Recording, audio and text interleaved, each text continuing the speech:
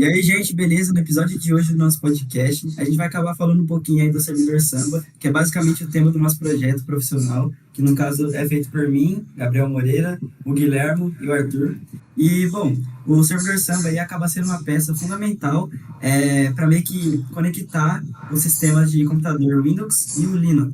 Então, a gente vai comentar um pouquinho aí sobre como que funciona essa conexão entre eles. A gente vai abordar os principais temas aí para vocês entenderem melhor como que funciona esse sistema. E a gente vai ver também os benefícios e os desafios que ele proporciona e um futuro que ele pode tomar aí de acordo com a comunidade.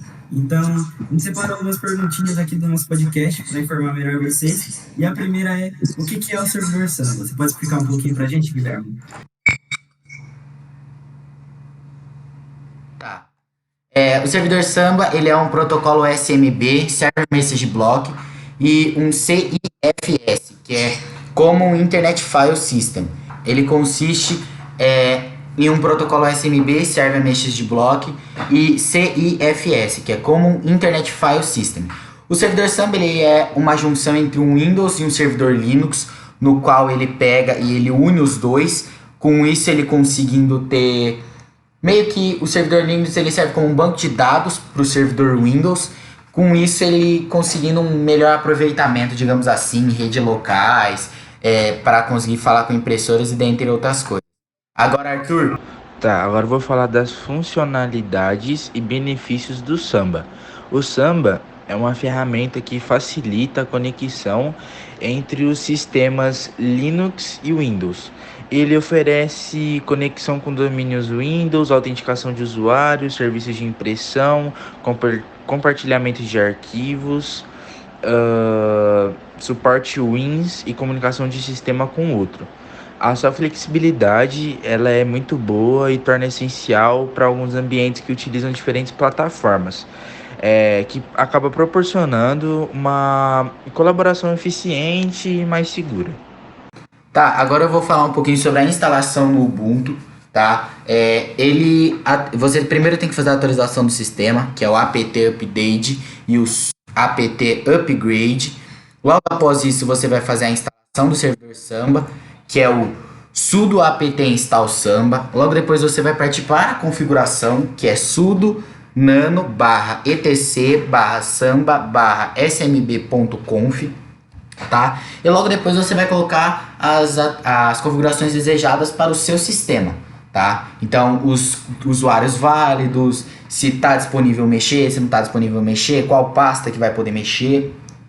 Logo depois disso, você vai criar uma senha para esse usuário, que seria o sudo smb password, e aí você vai colocar -a, espaço seu, underline usuário, tá? Que é o usuário que você deixou válido em cima. Depois você vai ter que reiniciar o seu servidor Samba, que a partir desse momento ele já vai começar a funcionar. Ele existe para dois tipos de sistema, esse tipo de instalação, que é o Ubuntu e o Red Hat, tá? Esses dois, ele muda pouca coisa, ele muda mais alguns escritos de sistema, mas é praticamente a mesma coisa. Agora o Arthur vai falar sobre os desafios comuns do servidor Samba. Agora eu vou falar dos desafios comuns e soluções. Alguns desafios comuns em servidores Sambas aparecem por problemas de configurações incorretas, questões de permissões, problemas de autenticação, e para solucionar pode envolver verificar arquivos de configuração para garantir que todo usuário esteja na configuração certa para ajustar as permissões de compartilhamento. Bom, gente, agora eu vou falar aqui um pouquinho sobre um possível futuro para o servidor Samba. Bom, como o Guilherme disse, ele é um protocolo SMB e CIFS, então ele é basicamente aí utilizado para compartilhar arquivos, né, em impressoras em rede.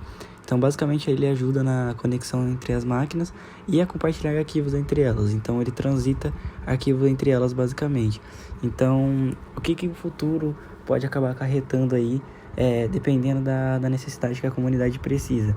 Ele pode acabar envolvendo melhorias na segurança desse tráfego de arquivos.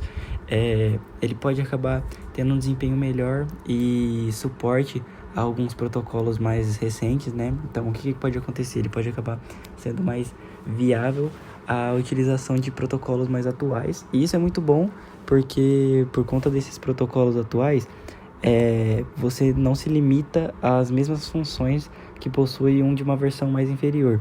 Então, com mais versões vindo, você pode acabar tendo mais recursos na utilização, facilitando assim o uso do servidor Samba para todas as funções que nele forem solicitadas. Então, ele também pode aí, integrar os ambientes em nuvem, compartilhar os arquivos entre nuvens. Ele pode também ter uma coisa muito inovadora e muito importante, que é o suporte ao IPv6, né?